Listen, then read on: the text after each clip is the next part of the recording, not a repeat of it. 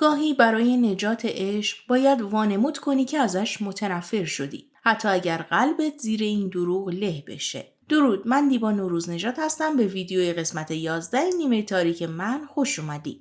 لطفاً کانال رو سابسکرایب کن که ما رو گم نکنی. کنعان با پدر مادرش سفر میکنه به سوئیس و لیلا هم بهش زنگ میزنه و نمیتونه بهش دسترسی پیدا کنه. سکانس‌های اول سریال فلشبک میزنه به گذشته مادر کنعان که تو زمانی که کنعان خیلی بچه بود توی یه راهرو کلینیکی میذارتش و میره که کارشو انجام بده. وقتی که برمیگرده میبینه بچه نیست و دزدیدنش. لیلا میره در خونه توران و نوین. وقتی که میبینه نیستن از یکی از همسایه‌ها میخواد که اگه ازشون خبری داشت بهش زنگ بزنه. یاسمین میگه به مرادم زنگ نزده. خیلی از دست کنعان مراد عصبانیه. طاهر نورای آورده آزمایشگاه که ببینه آیا بارداریش واقعیت داره یا نه. نورای توی اتاق هرچی التماس متصدی آزمایشگاهو میکنه که براش پارتی بازی کنه و توی آزمایشش بنویسه که حامله است قبول نمیکنه. مراد و یاسمین اومدن پیش لیلا و مراد میگه لیلا جون 3 سال پیشم کنعان اینجوری غیبش زد و بعدم دوباره پیدا شد. لیلا عصبانی از اینکه چرا اینطوری گذاشته رفته و میگه از جریان افسردگیش و فراموشیش خبر دارم. میترسم که یه جایی مونده باشه و فراموش کرده باشه. نتیجه آزمایش نورای مشخص میشه و تو آزمایش نوشته که نورای حامله است. خود نورای هم جا میخوره از این آزمایش. خوشحال و خندون میان خونه و این خبر رو به شاهینده میده. وقتی نورای و شاهینده تنها میشن، نورای میگه نمیخوای برای من یه خدمتکار بگیری؟ شاهینده میگه دخترم تو ابلهی فکر کردی که چرا تو اون بیمارستان فرستادمت؟ به اون آدما کلی پول دادم که این گزارش رو بهت بدن. گزارش جعلیه، تو حامله نیستی. این راز پیش من میمونه. حالا دیگه با هم دیگه برابریم. تو این 2 ماه دقت کن که حامله بشی. نورای میگه چطوری حامله بشم؟ حتی پسرت پیش منم نمیخوابه. کنعان آوردن به کلینیک و وقتی که میخواد با پدر مادرش خداحافظی کنه از دست پدر و مادرش عصبانی و میگه چرا اجازه دادین که من با این دروغ بزرگ زندگی کنم؟ نوین میگه مادر ما تو رو دوست داشتیم. حتی از جونمونم بیشتر. فکر کردیم که اینطوری برات بهتره. توران پسرش رو بغل میکنه و میگه باشه هر طوری که راحتی عصبانی باش ولی ما خانواده تو هستیم. کنعان تشکر میکنه ازشون که به هر حال براش یه زندگی مهیا کردن. توی کلینیک دکتر سهیل بهش میگه باید گوشیتو بدی به ما چون که دوره سختی منتظرته. بزرگترین دشمن تو این دوره گذشتته. باید همه چی رو از ذهنت بریزی بیرون. کنعان میگه اگه وقتی برگشتم با لیلا در موردش میتونم صحبت کنم؟ دکتر سهیل میگه ببین این بیماری رو ما میتونیم خفیف کنیم ولی ممکنه که دوان دوباره برگرده. اگه یه روزی تو با لیلا باشی بعد لیلا بیاد و دوان رو با یه نفر دیگه روی تخت ببینه میخوای چیکار کنی؟ کنعان آخرین عکس کاغذی که از لیلا داره رو نگاه میکنه و لبخند میزنه و میذاره کنار. نوین نگرانه که نکنه کنعان بخواد بره خانواده‌اش رو پیدا کنه و توران بهش دلگرمی میده که بذار اول خوب بشه بعد به این چیزا فکر میکنی. مشرف مادر اصلی کنعان یه پلیس بازنشسته خبر کرده که دنبال پیدا کردن پسرش بیفته و بهش میگه تا زمانی که شوهرم زنده بود اون دنبال این کار رو میگرفت. الان من میخوام پسرم رو پیدا کنم و قبل از مردنم ببینمش. یه عکس از بچگیش به کاراگاه میده و میگه اسم پسرم یوسفه. اگر اندازه یه دونه لپه هم برای من اطلاعات بیاری هر چیزی که ازم بخوای بهت میدم. کمیسر رفیق به لیلا زنگ میزنه و میگه دادستان توران و نوین خانم و آقا کنعان رفتن سوئیس. پلیسای فرودگاه بهم خبر دادن. یاسمین کنار لیلا مونده و میخواد بهش آرامش بده ولی لیلا خیلی عصبانی و شروع میکنه به داد زدن. وقتی نوین و توران برمیگردن خونه اون همسایه‌شون به لیلا خبر میده و میگه نمیدونم کار درستی میکنم یا نه ولی همین الان برگشتن خونه. طاهر باز شب خونه نیومده و نورای مادر شوهرش رو مجاب میکنه که به خاطر اینکه رابطهشون خوب بشه به طاهر زنگ بزنه و ببینه که کجاست. طاهر میگه یه کاری دارم و حلش میکنم و میام. یاسمین میره جلوی خونه مراد و زنگ درش رو میزنه و بدون خبر قبلی وارد میشه.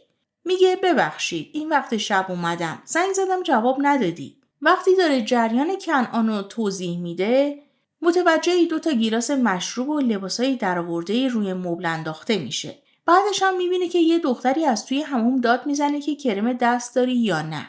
یاسمین ناراحت میشه و مراد اول میگه این دوستمه، بعد میگه که دختر عمومه و هر چی میخواد یه کاری بکنه که یاسمین نره، یاسمین قبول نمیکنه. توران ناراحته که حالا اگه بخوام برگردم دادسرا به لیلا چی بگم، که میبینن زنگ در رو میزنن و لیلا رو جلوی در میبینن. لیلا میگه ببخشید که مزاحم شدم. در مورد کنان میخواد ازشون سوال کنه و توران میگه وقتی که کارش رو ترک کرده بود افسردگی گرفت. بعدم پشیمون شد و رفته خارج که به کارش ادامه بده. توی سوئیس یه سویت گرفته و گفته که میخوام تنها باشم و فکر کنم. ما هم رفتیم کلی باهاش حرف زدیم ولی قانع نشد که برگرده. گفت که نمیخوام به لیلا بگم. لیلا دخترم لازم نیست که کشش بدی، همه چیز واضحه. پسر ما به دردتون نمیخوره. قبلا هم از این کارا کرده بود. لیلا میگه شما منو صدا کردین توی دفترتون. گفتین که عشقو توی چشمای کنعان میبینم. نوین میگه این تصمیمو خود کنعان گرفته.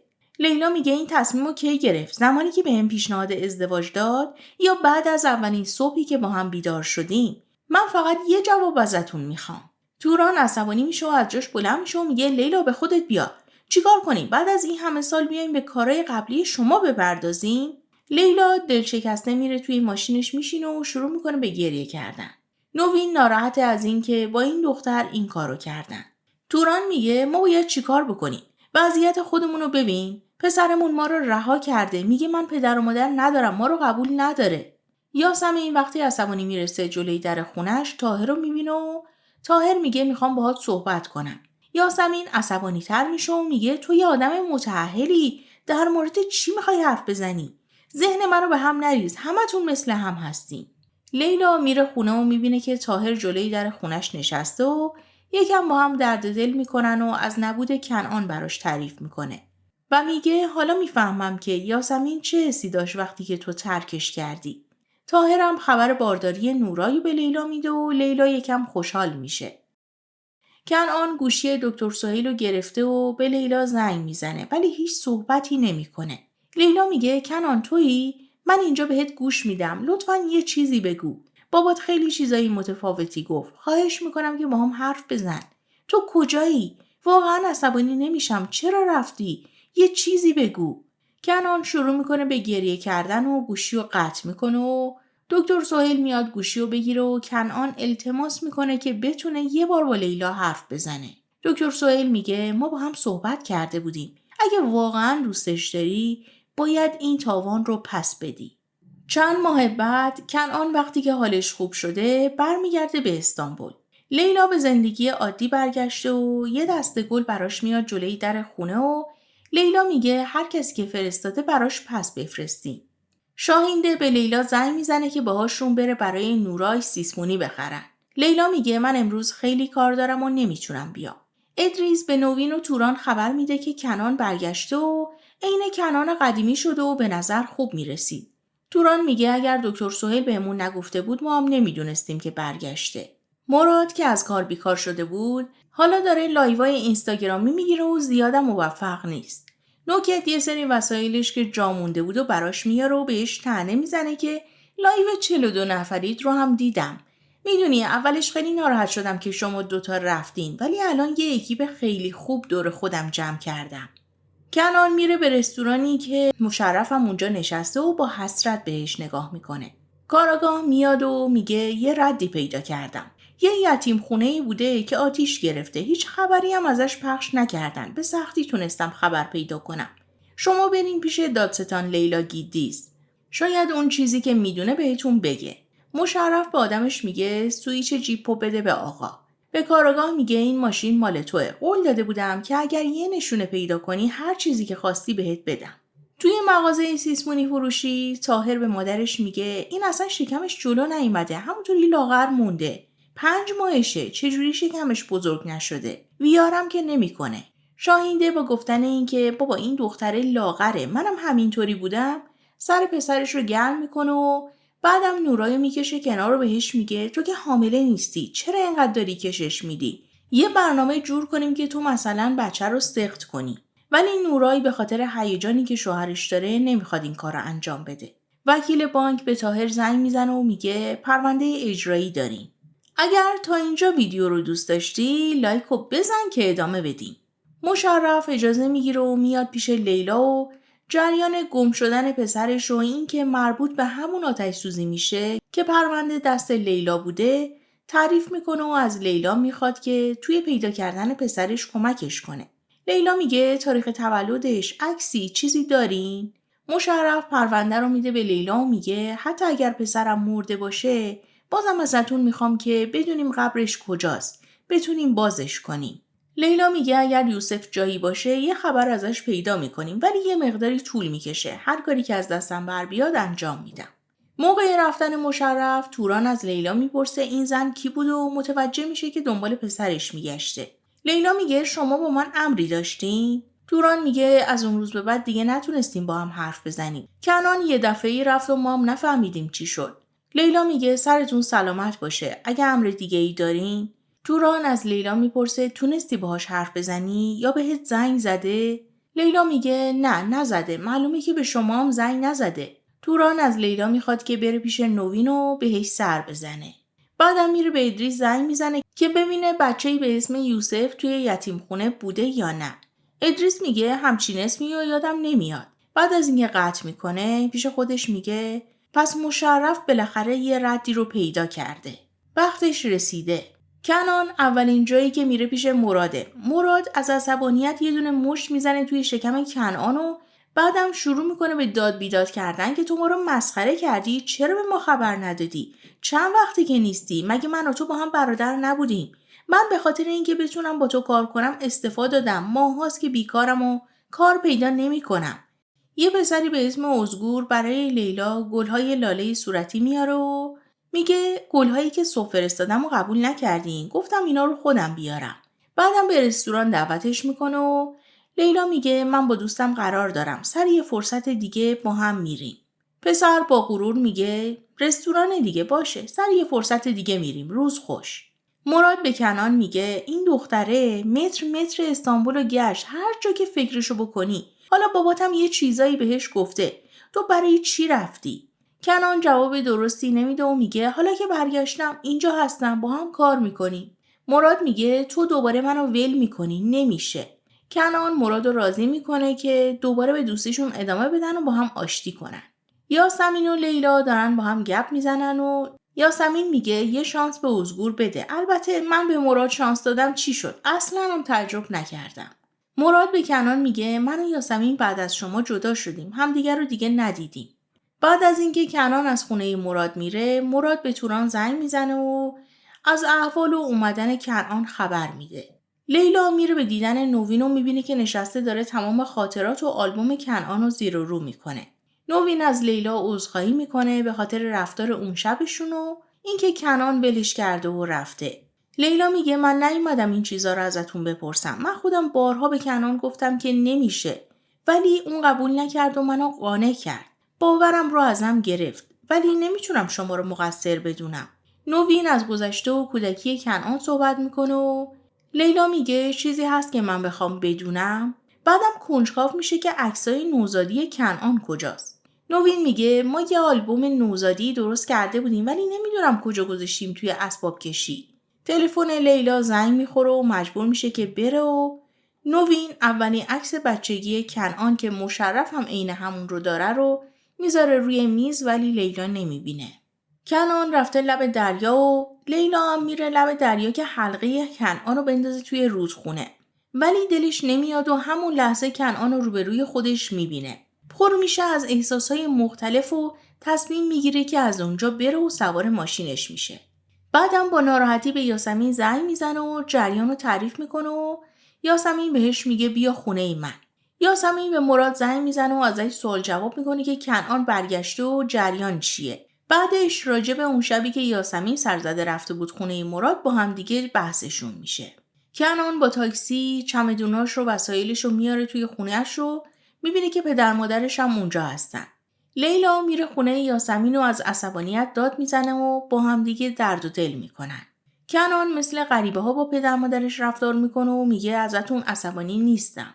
نوین میگه ما بزرگت کردیم، تب کردی، رفتی مدرسه، هر چیزی که شد ما کنارت بودیم. حق داری، باید بهت همه چی رو میگفتیم. ولی نخواستیم که تو بترسی و ناراحت بشی. کنان میگه شما خودتون رو جای من گذاشتین؟ کلی ناراحت شدم از اینکه پدر و مادر دیگه ای داشتم. اگه اون شخص به جای من میرفت به کسی صدمه میزد چی؟ اگه یکی رو میکشت چی؟ اگه بلایی سرم میومد؟ به توران میگه این خانم احساسیه، ولی تو چی؟ اون زمانی که در به در میرفتم دنبال دکتر میگشتم و فکر میکردم که تومور گرفتم، فکر میکردم که میمیرم، از ترس جونم در اومد، به اینا فکر نکردی؟ توران میگه فکر کردی برای ما راحت بوده؟ چندین بار سعی کردیم که بهت بگیم ولی موفق نشدیم.